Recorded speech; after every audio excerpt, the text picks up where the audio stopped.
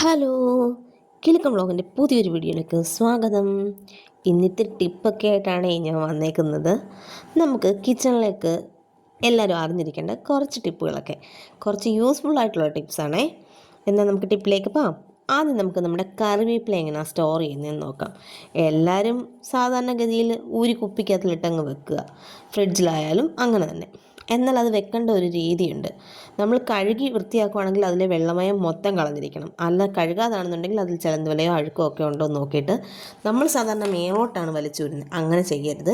താഴോട്ട് ഇലകൾ വലിച്ചൂരി ആ ഇലകൾക്കൊന്നും കേടുപാട് വരുത്താതെ അതിനെ ഓരോന്നോരോന്നായിട്ട് ഇപ്പം ഞാൻ ഈ ചെയ്ത രീതിയിൽ വേണം അടർത്തിയെടുക്കാനായിട്ട്. എന്നിട്ട് നമ്മളൊരു എയർ ടൈറ്റ് ആയിട്ടുള്ള ഒരു കണ്ടെയ്നർ എടുക്കണം. അതിൻ്റെ അടിയിൽ ഏറ്റവും അടിയിൽ ഒരു ടിഷ്യൂ പേപ്പർ ഇട്ടതിന് ശേഷം വേണം നമ്മുടെ കറിവേപ്പിലയിട്ട് അത് അടച്ചു വെക്കാനായിട്ട്. ഒരു 3 ആഴ്ചയെങ്കിലും ഒരു കുഴപ്പമില്ല, അത് നല്ല സൂപ്പറായിട്ട് ഇത് സ്റ്റോർ ചെയ്യാവുന്നതാണ്. ഇനി അടുത്ത ടിപ്പ് എന്ന് പറയുന്നത്, നമ്മുടെ ധാന്യങ്ങളൊക്കെ ഉണ്ടല്ലോ, കടല, പയർ, അരി, അങ്ങനെയൊക്കെയുള്ള സാധനങ്ങളിനകത്ത് ഈ ചെറിയ പൂച്ചയും ചെള്ളുമൊക്കെ കയറുമല്ലോ. അതൊക്കെ ഇല്ലാതിരിക്കാൻ വേണ്ടി നമുക്ക് ഒരു നുള്ളുപ്പിട്ട് കൊടുത്ത് ഇളക്കി വെക്കുകയാണെന്നുണ്ടെങ്കിൽ അതിനകത്ത് ആ ഒരു ശല്യം ഉണ്ടാകത്തില്ല. ഈ കടലയിൽ മാത്രമല്ല, നമ്മുടെ ചെറുപയർ, വൻപയർ, പച്ചരി, നമ്മൾ സാധാ ഉപയോഗിക്കുന്ന അരി, ഇതിലെല്ലാം നമുക്ക് ഈ ഒരു ട്രിക്ക് ചെയ്യാവുന്നതാണ് കേട്ടോ. ഞാനിത് കുറേ കാലമായിട്ട് ചെയ്ത് നോക്കിയിട്ടാണ് നിങ്ങളോട് പറയുന്നത്. പിന്നെ ഏറ്റവും നല്ല യൂസ്ഫുൾ ആയിട്ടുള്ള ഒരു ടിപ്പാണ് ഈ കാണിക്കുന്ന പ്ലാസ്റ്റിക് കവർ. നമ്മളെല്ലാവരും വിചാരിക്കും, ഈ പ്ലാസ്റ്റിക് കവറെല്ലാം കൂടെ എന്ത് ചെയ്യുമെന്ന്. അതിനുള്ള ഒരു ഹാക്കാണ് ഇത്. ഇത്തിരി വലുപ്പമുള്ള ഒരു ബോട്ടിലോ അല്ലെങ്കിൽ എന്തെങ്കിലും ഇതുപോലെ ഇത്തിരി ഹൈറ്റ് വേണമെന്നേ ഉള്ളൂ, അതിലേക്ക് ഓരോ കവറുകളായിട്ട് ഇറക്കി ഇറക്കി ഇറക്കി അങ്ങനെ വെക്കുക. നമുക്ക് എത്ര കവർ വേണമെങ്കിലും, ഇനി ഒരു 1000 കവർ ഉണ്ടെങ്കിലും ഇതിലേക്ക് ഇങ്ങനെ ഇറക്കി ഇറക്കി ഇറക്കി വെക്കാം. പിന്നീട് ആവശ്യമെങ്കിൽ നമുക്കതിനെ റിമൂവ് ചെയ്തെടുത്ത് മടക്കി വെക്കാം. അല്ല എങ്കിൽ ഇതൊരു സ്ഥലത്ത് ഇങ്ങനെ വെക്കുകയാണെങ്കിൽ പിന്നീട് വരുന്ന കവറുകളൊക്കെ അതിൻ്റെ പുറത്ത് ഇട്ട് വെക്കാം.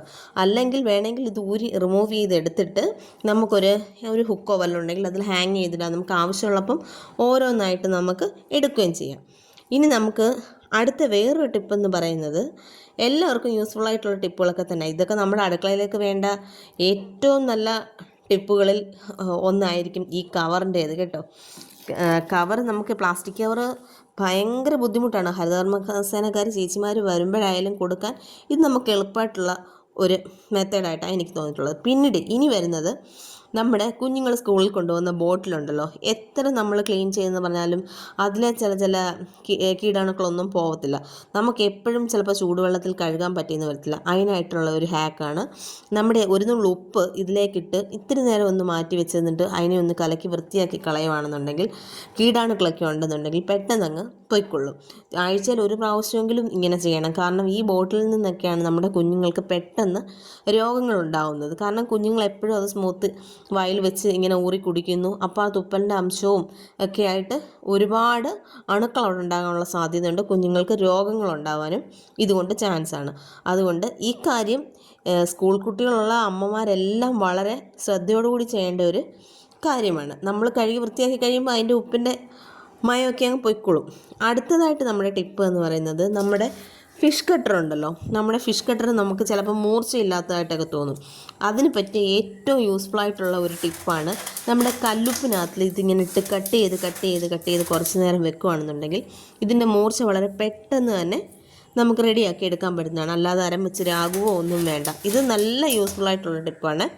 ഇനിയത്തെ ടിപ്പ് പിന്നെയും സോൾട്ട് കൊണ്ടുള്ള ഒരു ഹാക്ക് തന്നെയാണ്.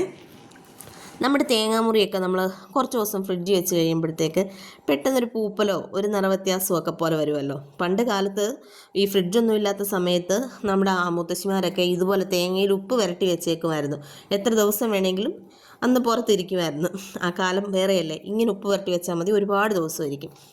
അടുത്ത ഒരു ടിപ്പെന്ന് പറയുന്നത്, നമ്മുടെ സിങ്ക് ഉണ്ടല്ലോ, സിങ്കിലെ കറയും അഴുക്കും ഒക്കെ പോകാനായിട്ട്, ഞാനിത് കാണിക്കേണ്ടതുകൊണ്ട് 2 ദിവസം കൊണ്ട് എൻ്റെ ആ സിങ്ക് കഴുകാതിട്ടിരുന്നതുകൊണ്ടാണ് അതിൽ ഇത്തിരി കറുത്ത പാടുള്ളത്. അതിനായിട്ട് നമ്മൾ ആദ്യം ഉപ്പ് എടുക്കുന്നു, പിന്നീട് സോഡാപ്പൊടി എടുക്കുന്നു, അതിലേക്ക് നമ്മുടെ ഡിഷ് വാഷ് ലിക്വിഡ് അതങ്ങോട്ട് ഒഴിക്കുക, പിന്നീട് ഒരു 2 സ്പൂൺ വിനാഗിരി, വിനാഗിരി ഒഴിക്കുമ്പോഴത്തേക്ക് ഇത് പതഞ്ഞ് കയറി വരുവേ. ഈ പതഞ്ഞ് കയറി വരുന്ന ഈ സാധനം ഇച്ചിരി നേരം ഒന്ന് ഡൈല്യൂട്ട് ചെയ്തിട്ട് നമ്മുടെ സിങ്കിലേക്ക് ഇങ്ങനെ ഇറ്റിച്ച് കൊടുക്കുക. നമ്മുടെ സ്റ്റീൽ സിങ്ക് ആയാലും അതിലും യൂസ്ഫുൾ തന്നെയാണ് ഇത്.